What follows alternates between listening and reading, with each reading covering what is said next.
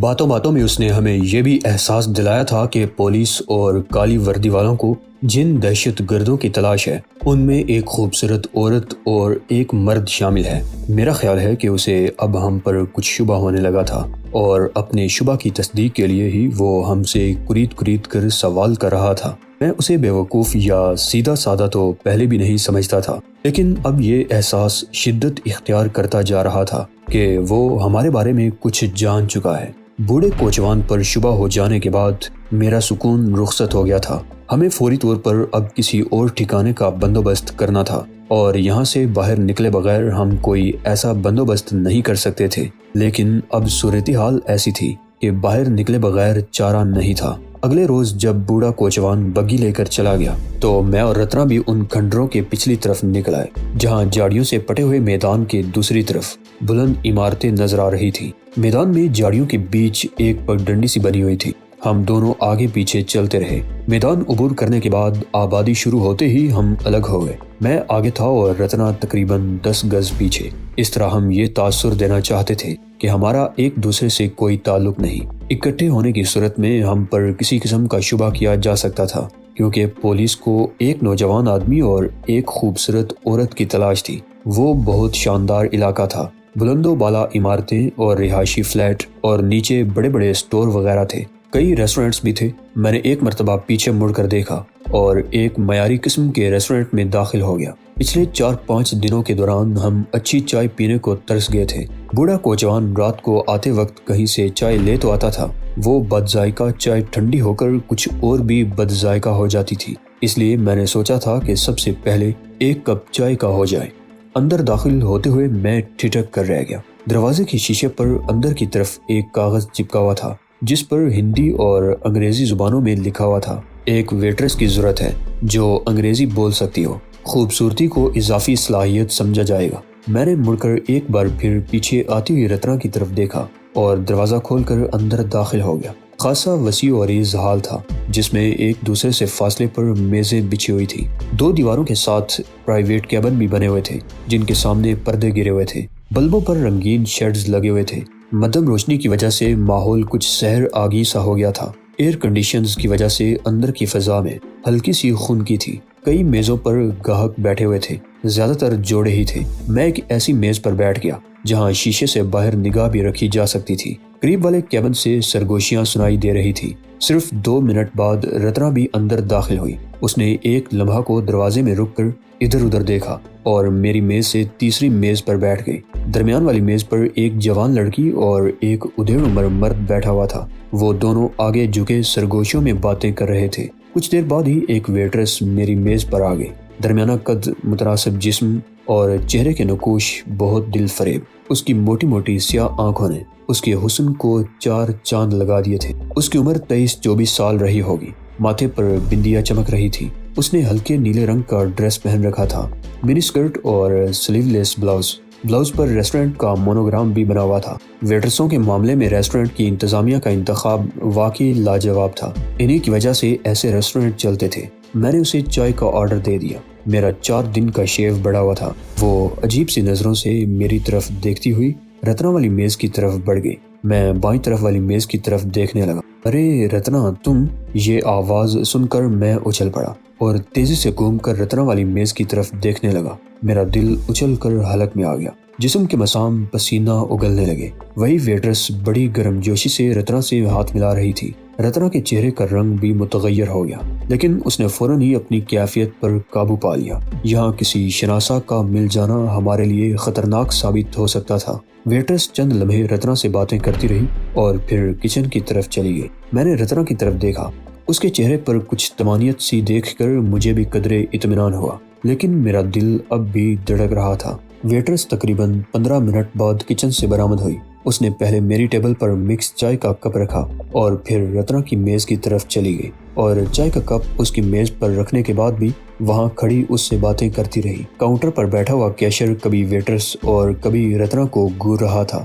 رتنا کی چائے ختم ہوتے ہی ویٹرس اس کے پاس آ گئی اور پھر رتنا اٹھ کر اس کے ساتھ ریسٹورنٹ کے پچھلے حصے کی طرف چلی گئی جہاں ایک دروازے پر آفس کی پلیٹ لگی ہوئی تھی۔ وہ دونوں دروازہ کھول کر اندر داخل ہو گئے۔ ویٹرس تو 10 منٹ بعد واپس آ گئی، لیکن رتنا اندر ہی رہی۔ جیسے جیسے وقت گزر رہا تھا میری بے چینی بڑھ رہی تھی۔ ویٹرس نے میرے سامنے بل رکھ دیا، میں نے بل ادا کر دیا، لیکن اس کے بعد بھی میں بیٹھا رہا۔ ویٹرس ادھر ادھر آتے جاتے مجھے گھورتی رہی۔ اس کے خیال میں مجھے بل ادا کر کے اٹھ جانا چاہیے تھا۔ تقریباً 40 منٹ بعد رتنا دفتر سے باہر نکلی۔ اس کے ہونٹوں پر مسکراہٹ تھی۔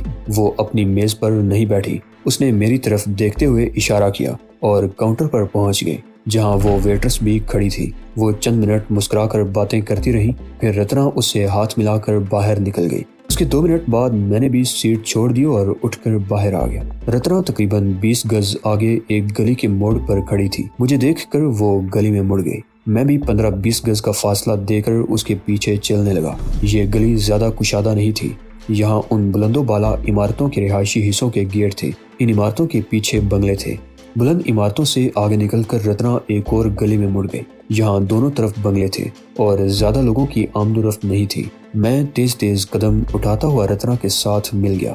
یہ ویٹرس کون تھی؟ تمہیں کیسے جانتی ہے؟ میں نے اس کے ساتھ چلتے ہوئے پوچھا۔ اس کا نام کنیا کماری ہے، رتنا نے جواب دیا۔ تم سے ملاقات سے تقریباً 3 مہینے پہلے یہ میرے ساتھ ماؤنٹ ایو کے پریم نواز ریسٹورنٹ میں کام کرتی تھی، لیکن پھر مینیجر سے جھگڑا ہو گیا اور یہ نوکری چھوڑ کر چلی گئی۔ وہ چند لمحوں کو خاموش رہی، پھر بات جاری رکھتے ہوئے کہنے لگی، کنیا کماری بہت عرصہ سے یہاں کام کر رہی ہے۔ اس ریسٹورنٹ کو ایک ویٹرس کی ضرورت ہے۔ وہ مجھے مینیجر سے ملوانے کے لیے لے گئی تھی۔ مجھے تو نوکری مل گئی ہے اور رہائش کا بندوبست بھی ہو گیا ہے۔ کہاں؟ میرا مطلب ہے رہائش کا بندوبست؟ میں نے پوچھا۔ کنیا کماری ہوٹل کے سامنے والی گلی میں واقع ایک عمارت کے فلیٹ میں رہتی ہے، رتنا نے بتایا۔ پہلے اس کے ساتھ کوئی اور لڑکی رہتی تھی، وہ کہیں اور چلی گئی، اب وہ اکیلی ہے۔ اس نے پیشکش کی ہے کہ ہم آدھا کرایہ دے کر اس کے ساتھ رہ سکتے ہیں۔ تم نے میرے بارے میں بھی بتا دیا تھا؟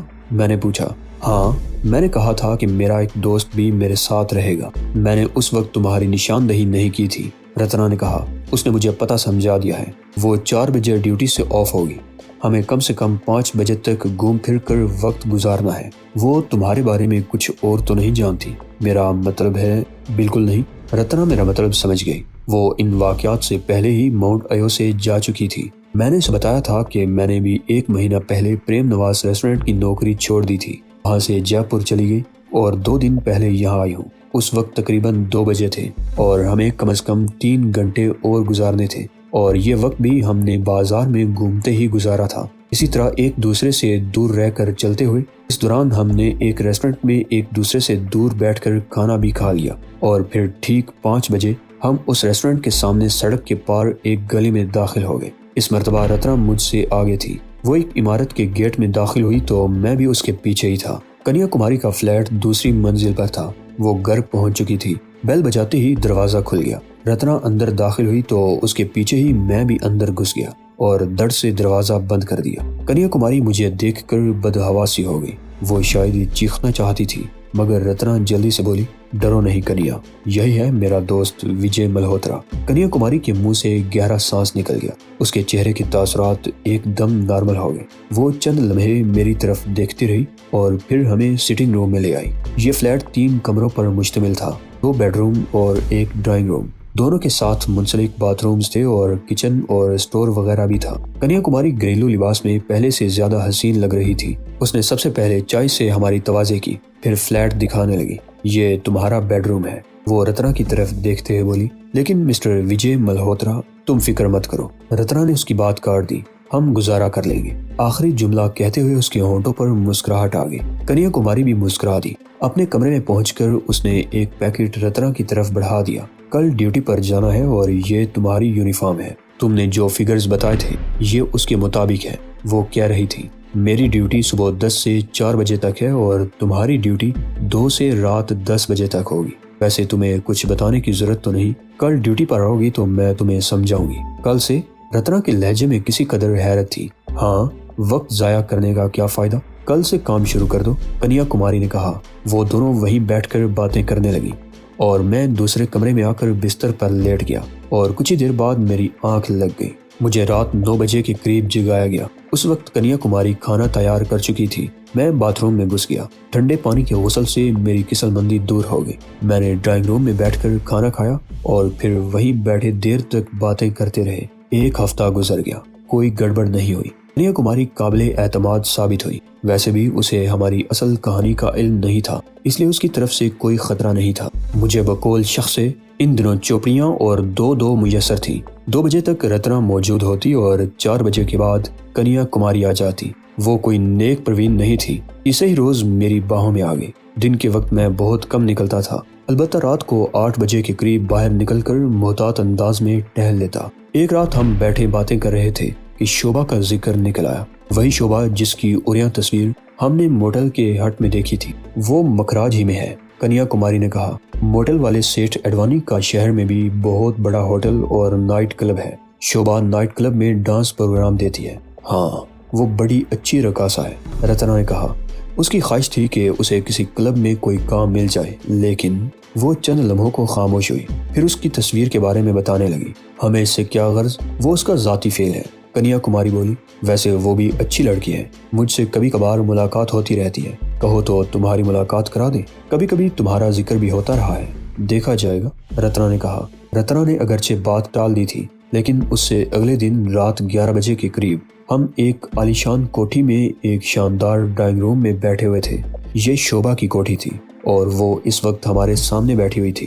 وہ اگرچہ ڈنگ کے لباس میں تھی، مگر میں چشم تصور سے اسے اس کی تصویر کے روپ میں دیکھ رہا تھا۔ ان تینوں میں پرانی باتیں ہوتی رہیں اور پھر رات 1 بجے کے قریب شوبھا نے اپنی شاندار گاڑی میں ہمیں کنیا کماری کے فلیٹ والی بلڈنگ کے سامنے ڈراپ کر دیا۔ 2-3 روز اور گزر گئے۔ میں اکثر اس بوڑھے کوچوان کے بارے میں بھی سوچتا ہوں جو ہمارے چکر میں پڑ کر نہ جانے کن پراسرار سرگرمیوں میں مصروف ہو گیا تھا، لیکن ہم نے بروقت اس سے اپنا پیچھا چھڑا لیا۔ ایک رات شوبھا کنیا کماری کے فلیٹ پر آ گئی۔ وہ اگلے روز ہمیں رات کے کھانے پر مدعو کرنا چاہتی تھی۔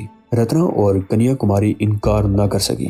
اگلے روز رتنا کو ریسٹورنٹ سے چھٹی کرنی پڑی۔ اگر کنیا کماری کی سفارش نہ ہوتی تو اسے چھٹی نہ ملتی۔ ہم رات 9 بجے شوبھا کی کوٹھی پر پہنچ گئے۔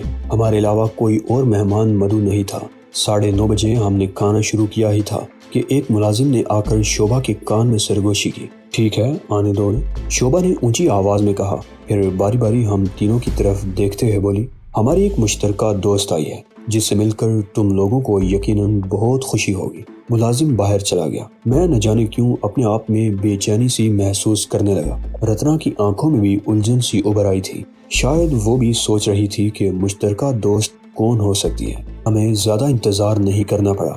2 منٹ بعد دروازے کا پردہ ہٹا اور 3 افراد اندر داخل ہوئے۔ میرا دل اچھل کر حلق میں آ گیا۔ میں نے رتنا کی طرف دیکھا، اس کا چہرہ بھی ایک دم سفید پڑ گیا۔ میں آنے والوں کی طرف دیکھنے لگا۔ ان میں ایک بیلا تھی اور 2 بلیک کیٹ کمانڈوز۔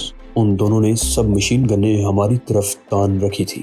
میری کن پٹیاں سلگ اٹھی اور دل کی دھڑکن خطرناک حد تک تیز ہو گئی۔ رتنا کے چہرے پر بھی خوف کے سائے گہرے ہو گئے تھے، مگر ایسا نازک لمحہ کبھی نہیں آیا تھا۔ بلیک کیٹ کے دونوں کمانڈوز میز کے دوسری طرف دروازے کے قریب رائفلیں تانے کھڑے تھے۔ ان کے چہروں پر پتھر جیسی سختی تھی، آنکھوں میں بے پناہ سرد میری تھی۔ ان کی انگلیاں رائفلوں کے ٹریگرز پر تھی اور وہ ایکشن لینے کے لیے مکمل طور پر تیار تھے۔ بیلا ان کے بائیں طرف تھی، اس کے ہونٹوں پر فاتحانہ چمک تھی۔ وہ چمکتی ہوئی نظروں سے کبھی میری طرف اور کبھی رتنا کی طرف دیکھ رہی تھی۔ کنیا کماری کے لیے یہ صورتحال بالکل انوکھی اور دہلا دینے والی تھی۔ وہ یہ تو جانتی تھی کہ پولیس اور بلیک کیٹ کو ایک پاکستانی دہشت گرد اور اس کی ایک ساتھی عورت کی تلاش ہے۔ فارغ اوقات میں وہ ہمارے ساتھ اس موضوع پر تبادلہ خیال بھی کرتی تھی، لیکن اس نے یہ تو کبھی نہیں سوچا تھا کہ پولیس جن دہشت گردوں کو پورے شہر میں تلاش کرتی پھر رہی تھی وہ اس کے فلیٹ میں موجود تھے۔ وہ ہم پر شبہ کر ہی نہیں سکتی تھی۔ رتنا اس کے ساتھ ماؤنٹ ایو کے ہوٹل میں کام کر چکی تھی۔ وہ اسے اچھی طرح جانتی تھی اور رتنا اس کی نظروں میں دہشت گرد نہیں ہو سکتی تھی، اور میرے بارے میں بھی اس نے کبھی نہیں سوچا تھا، بلکہ رتنا نے اس سے میرا تعارف وجے ملہوترا کے نام سے کرایا تھا، اور ظاہر ہے یہ کسی مسلمان کا نام نہیں ہو سکتا۔ اس وقت کی صورتحال سے بھی وہ فوری طور پر یہ نہیں سمجھی تھی کہ یہ بلیک کیٹ کمانڈو ہمارے لیے آئے ہیں، بلکہ وہ کچھ سمجھی ہی نہیں تھی۔ البتہ خوف سے اس کا چہرہ ایک دم دھواں ہو گیا، اور اس خوف کے نتیجے میں وہ چیختی ہوئی اٹھ کر کھڑی ہو گئی۔ اپنی جگہ پر بیٹھ جاؤ۔ بیلا کے حلق سے غراہٹ نکلی، اس کے چہرے کے تاثرات ایک دم بدل گئے، آنکھوں میں صفاقی ابھر آئی۔ کوئی بھی اپنی جگہ سے حرکت نہیں کرے گا۔ کنیا کماری بد سی کرسی پر بیٹھ گئی۔ خوف نے اس پر لرزہ سا طاری کر دیا اور وہ ہولے ہولے کانپنے لگی۔ بڑے افسوس کی بات ہے شوبھا، رتنا نے اپنی کیفیت پر قابو پانے کی کوشش کرتے ہوئے سامنے بیٹھی ہوئی شوبھا کی طرف دیکھتے ہوئے کہا، مجھے پہلے ہی سوچنا چاہیے تھا کہ ایک طوائف سے وفا کی توقع نہیں رکھنی چاہیے۔ ہوٹل کے کاٹیج میں تمہاری برہنہ تصویر دیکھ کر مجھے اندازہ ہو گیا تھا کہ تم کیا سے کیا بن گئے ہو۔ میں تم سے نہیں ملنا چاہتی تھی، لیکن کنیا کماری کی معصومیت نے ہمیں پھنسا دیا۔ تم شاید بھول گئی تھی کہ ماؤنٹ ایو میں پریم نواز ریسٹورنٹ کے مینیجر سے میرا جھگڑا تمہاری وجہ سے ہوا تھا اور مجھے نوکری سے نکال دیا گیا تھا۔ شوبھا نے پرسکون لہجے میں جواب دیا، لیکن میں اس بات کو نہیں بھولی تھی۔ چند روز پہلے کنیا کماری کے ساتھ تم سے ملاقات ہوتے ہی وہ ساری باتیں میرے ذہن میں تازہ ہو گئی تھی، اور پھر تم لوگوں کے جانے کے بعد ہی مجھے خیال آیا کہ پولیس کو جن کی تلاش ہے، تمہارے اس دوست کا تعارف اگرچہ وجے ملہوترا کے نام سے ہوا تھا، لیکن مجھے اس کی باتوں سے شبہ ہو گیا تھا کہ یہ مسلمان ہے۔ پہلی ملاقات میں گفتگو کے دوران اس نے 2-4 ایسے الفاظ استعمال کیے تھے جو عام طور پر کسی ہندو کے منہ سے نہیں نکلتے۔ وہ چند لمحوں کو خاموش ہوئی، پھر بات جاری رکھتے ہوئے کہنے لگی، اگلے روز میں نے تم دونوں کے بارے میں معلومات حاصل کرنا شروع کر دی۔ مجھے بعض ذرائع سے معلوم ہو گیا کہ اس آپریشن کی انچارج بیلا ہے۔ بیلا سے پہلے بھی میری ملاقاتیں رہی تھیں، لیکن اس روز پتہ چلا کہ بیلا یہاں سے جے پور واپس جا چکی ہے۔ میں بیلا سے ملاقات کے لیے خود جے پور پہنچ گئی اور بڑی مشکل سے اس تک پہنچ سکی۔ بیلا سے ملاقات کے بعد یہ تصدیق ہوگی کہ اس پاکستانی دہشت گرد کے ساتھ تم ہو، یعنی ماؤنٹ ایو کے پریم نواز ریسٹورنٹ کی سابق ویٹریس رتنا۔ وہ ایک بار پھر خاموش ہو گئی، اس کی نظریں اب بھی رتنا کے چہرے پر مرکوز تھی۔ میں نے بیلا سے پروگرام بنا لیا، وہ کہہ رہی تھی۔ بیلا اگر چاہتی تو کنیا کماری کے فلیٹ پر بھی چھاپہ مارا جا سکتا تھا، مگر اس میں کسی گڑبڑ کا اندیشہ تھا، اس لیے میں نے تم لوگوں کو ڈنر پر مدعو کر لیا، اور اگر اس دعوت میں اپنی پرانی دوست بیلا کو بھی مدعو نہ کرتی تو بد اخلاقی ہوتی، اس لیے تم واقعی طوائف ہو۔